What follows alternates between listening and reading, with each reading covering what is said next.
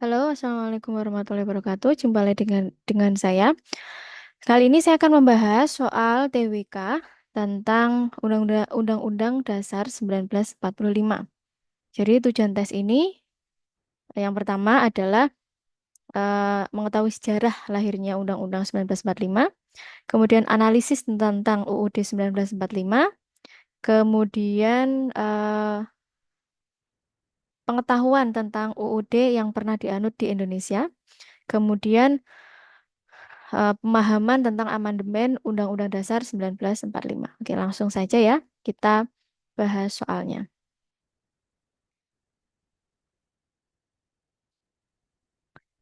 Oke, nomor satu.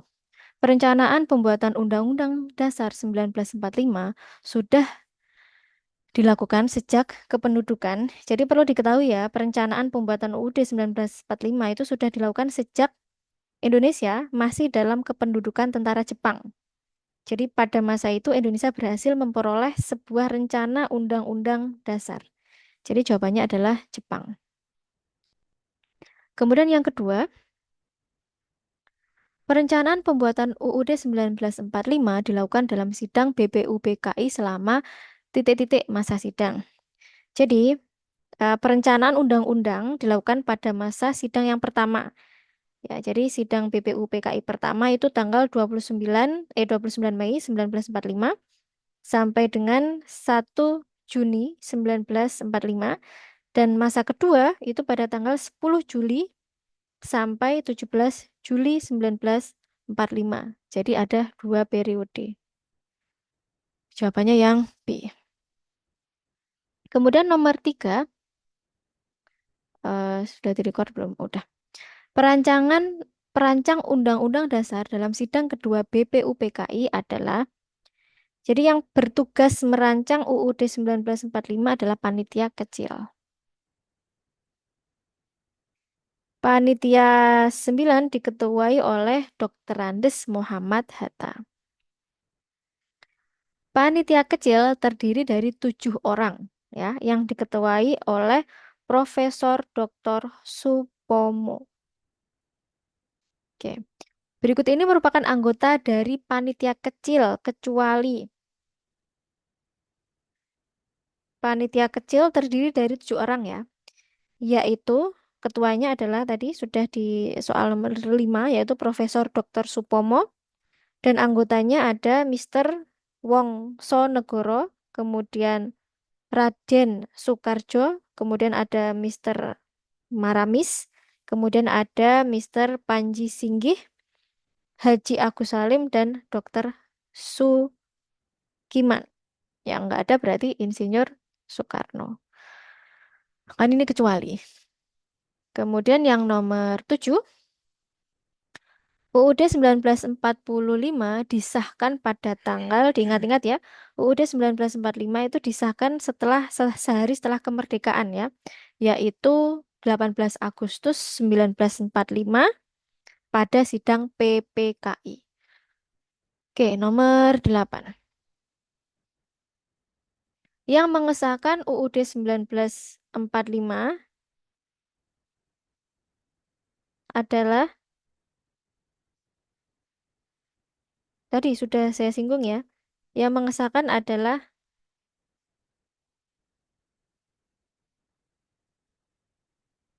PPKI. Ini salah ketik ya ini, PPKI ya harusnya nih ya. Nomor 9. Di dalam UUD 1945 secara sah negara Indonesia terbentuk Republik. Mudah ya ini ya. Kemudian walaupun secara resmi tidak menggunakan nama UUD sementara, namun sejak semula pembentukan UUD 1945 dimaksud bersifat sementara. Hal ini dapat dilihat dalam aturan tambahan pasal 2 ya. Tentang UUD sementara itu adalah pasal 2. Yang dijadikan alasan akan pemberian sifat sementara pada UUD 1945 dapat diperkirakan. Jadi alasan pemberian sifat sementara pada UUD 1945 itu diperkirakan pembentuk UUD 1945 masih belum merupakan badan representatif untuk menetapkan UUD. Jadi awalnya itu eh, dianggap masih belum merupakan representasi. Jadi ini pembentukan UUD 1945 sendiri masih belum merupakan badan representatif untuk menentukan UUD. Oke, nomor 12. Undang-undang yang pernah berlaku di Indonesia adalah sebagai berikut, kecuali ini pernah.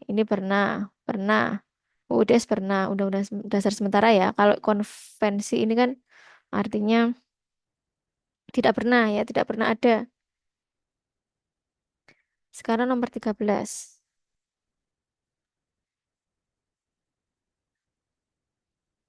UUD di Indonesia yang berlaku dua kali periode di Indonesia adalah UUD di Indonesia yang berlaku dua kali periode di Indonesia adalah jadi UUD di Indonesia itu berlaku dua kali, yaitu periode setelah proklamasi dan periode setelah dikeluarkannya Dekret Presiden 5 Juli 1959. Jadi nomor 13 itu jawabannya UUD 1945. Ya. Jadi UUD 1945 tadi saya ulangi ya. Periode pertama itu setelah proklamasi ya. Setelah proklamasi dan periode kedua itu adalah setelah dikeluarkannya Dekret Presiden 5 Juli 1959. Jadi UUD 1945. Kemudian yang menyatakan kembali ke UUD 1945 setelah UUDS 1950 adalah yang menyatakan kembalinya. Jadi kan sempat pindah ya. Nah, tadi kemudian sempat dinyatakan kembali ke UUD 1945 adalah Dekret Presiden. Tadi ada hubungannya dengan soal sebelum ini ya. Dekret Presiden 5 Juli 1959 disebabkan Badan Konstituante belum bisa membuat UUD yang baru. Berarti karena Dekret Presiden. Nomor 15. Yang mengesahkan UUDS adalah KNPI ya. UUDS itu adalah Undang-Undang Dasar Sementara ya. Namanya sementara jadi bersifat sementara. Jadi oleh karena itu Badan Konstituante harus segera membuat konstituante. Jadi yang mengesahkan adalah KNIP. Mana-mana. UUDS secara resmi berlaku sejak 17 Agustus 1950. Ya, dihafalkan ya yang ini. Karena ini memang bukan pertanyaan analisis ya, ini pertanyaan hafalan tentang Undang-Undang Dasar. UUDS hanya bersifat sementara, oleh karena itu harus segera dibuat UUD yang baru oleh Badan Konstituante. Lembaga yang mempunyai kewenangan untuk mengubah UUD 1945 adalah MPR. Ya, yang D.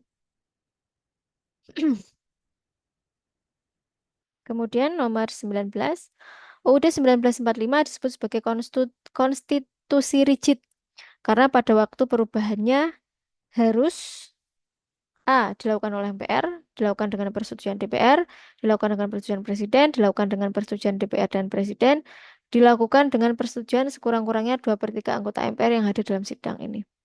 Yang disebut dengan rigid. Jadi minimal 2/3 anggota MPR harus hadir hadir dalam sidang. Kemudian nomor 20. Pada masa reformasi UUD 1945 sudah dilakukan amandemen sebanyak 4 kali. Ya. Amandemen, nah ini amandemen pertama itu 19 Oktober ya ini. Amandemen pertama 19 Oktober 1999. Kemudian amandemen kedua ini yang nomor 22. Nah, amandemen yang kedua itu adalah 10 November 2000 eh nomor berapa? Nomor 22 ya. Amandemen kedua itu adalah 18 Agustus yang C. 18 Agustus tahun 2000. Nah, diingat-ingat ya. Amandemen pertama itu 1999, amandemen kedua itu 2000, kemudian amandemen ketiga itu 2001. 10 November 2001. Jadi urut ya tiap tahun ya. Kemudian amandemen yang terakhir ya itu adalah 10 Agustus 2002. Nah, ini kan mudah ya dihafalin ya. Pokoknya amandemen pertama 1999, kemudian 2000, 2001, 2022. Tinggal bulannya. Bulannya tuh Oktober, Agustus, November, Agustus lagi. Nah, silahkan dihafalkan ya. Kemudian yang nomor 25, amandemen pertama dilakukan pada era Presiden B.J. Habibie. Amandemen kedua dilakukan pada era Presiden Gus Dur ya, Kiai Haji Abdurrahman Wahid. Amandemen Amandemen pertama dilakukan pada era Presiden Megawati. Kemudian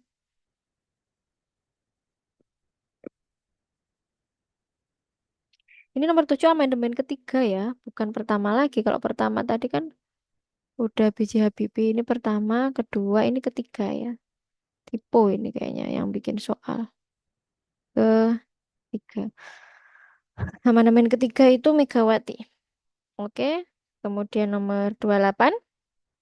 Setelah dilakukan amandemen UUD 1945, MPR memiliki kedudukan sebagai MPR ya. MPR itu adalah lembaga tinggi negara. Lalu nomor 29. Nah ini, amandemen keempat.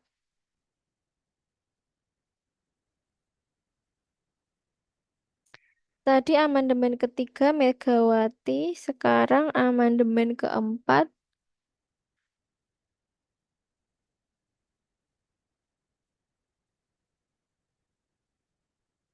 Nah, ini saya lupa ya. Ini di eh, silakan di browsing dulu ya. Mohon maaf ini. Nomor 30. Kesepakatan dasar MPR dalam melakukan amandemen UUD 1945 yaitu A. Peraturan internasional, enggak. Bentuk negara kesatuan tetap dipertahankan. Bentuk negara serikat, bukan serikat. Pembukaan UUD 1945 tidak akan dirubah. Nah ini, pokoknya di sini. Kemudian nomor 31. Konstitusi Negara Indonesia adalah ya UUD 1945. Ingat ya, Konstitusi Negara itu UUD 1945. Kemudian rumus rumusan Pancasila tercantum dalam gampang ya pembukaan UUD 1945. Rumusan Pancasila itu pembukaan UUD 1945. Nomor 33, pernyataan bahwa bahwa setiap bangsa memiliki hak untuk merdeka, hal itu tertuang dalam pembukaan UUD 1945 alinea ke 1 ya. Kalau kemerdekaan adalah hak segala bangsa itu adalah alinea ke 1.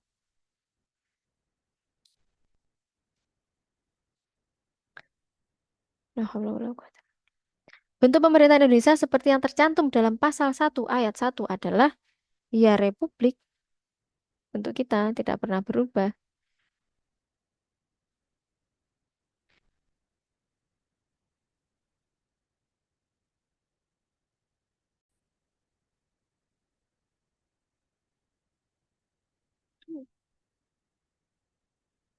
Yang disebut warga negara Indonesia adalah orang-orang bangsa Indonesia asli dan orang-orang dari bangsa lain yang disahkan oleh UU sebagai warga negara. Benar ya?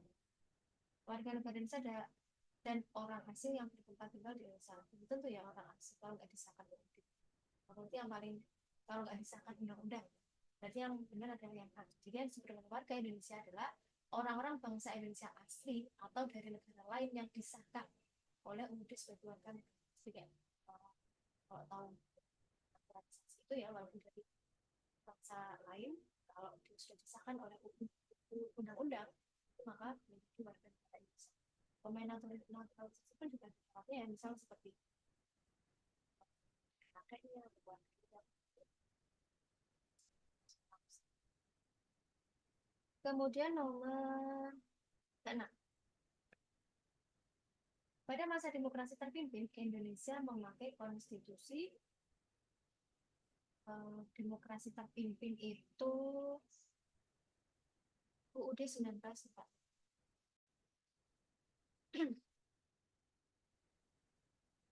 Majelis Permusyawaratan Rakyat atau MPR ditugasi untuk melakukan peninjauan terhadap materi dan status hukum ketetapan Majelis Permusyawaratan Rakyat sementara dan ketetapan Majelis Permusyawaratan Rakyat untuk diambil putusan pada sidang Majelis Permusyawaratan Rakyat tahun 2003 merupakan bunyi dari pasal 1 aturan tambahan. Pasal 1 aturan. Di sini MPR ditugasi untuk meninjau baik itu materinya, status hukumnya terhadap MPRS. Dan MPR itu mengambil keputusan sidang MPR pada tahun berikutnya. Kemudian nomor 38. Dengan ditetapkannya perubahan Undang-Undang Dasar ini, Undang-Undang Dasar 1945 terdiri atas pembukaan dan pasal-pasal, merupakan bunyi dari pasal 2 aturan tambahan. Lanjutannya. Kemudian 39. Yang merupakan salah satu makna dari pembukaan UUD 1945 alinea kedua adalah pernyataan objektif bangsa Indonesia bahwa penjajahan tidak sesuai dengan peri kemanusiaan, ini alinea 1. Kemudian pernyataan subjektif bangsa Indonesia untuk menentang dan menghapus penjajahan di atas dunia, kayaknya masih alinea 1. Kemudian yang ke C, kemerdekaan yang dicapai bangsa Indonesia adalah melalui pergerakan melawan penjajah. Nomor 40. Berikut ini yang merupakan salah satu makna dari pembukaan UUD 1945 alinea kedua adalah adanya momentum yang harus dimanfaatkan untuk menyatakan kemerdekaan. Dan nomor 41.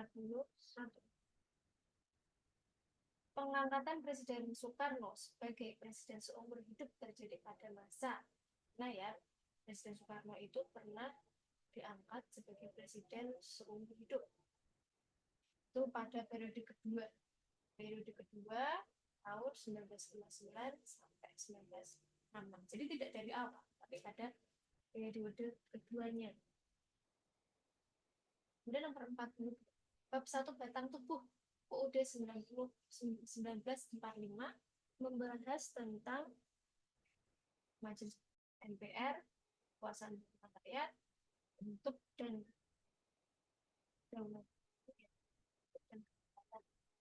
bab 1 batang tubuh itu bentuk dan kalau bab 2 batang tubuh itu tentang Majelis Permusyawaratan. Jadi kalau bab 1 itu bentuk dan kedaulatan negara, kalau bab 2 itu MPR, Majelis Permusyawaratan. Kalau batang 3 itu kekuasaan pemerintahan. Kalau bab 5, jadi ini urutan bisa diapalin ya. Kalau bab 5 itu tentang kementerian. Kalau yang ke-6 itu tentang pemerintahan. Pemerintah kayak semakin khusus.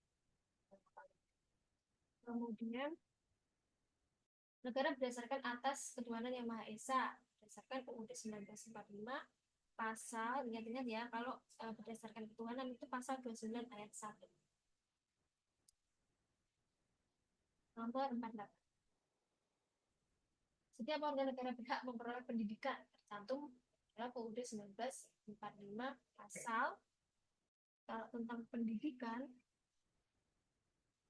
itu pasal 31 ayat 1. Ini ya, yang mengatur bendera negara dengan warna merah putih, itu warna bendera negara, itu UUD 1945 pasal 35 bendera. Kalau pendidikan tadi 31 ayat 1. Kalau ketuhanan tadi 29 ayat 1. Kalau tentang warna bendera itu pasal 3. Kalau tentang bahasa itu adalah pasal 3. Bahasa itu tentang pasal 3. Baik.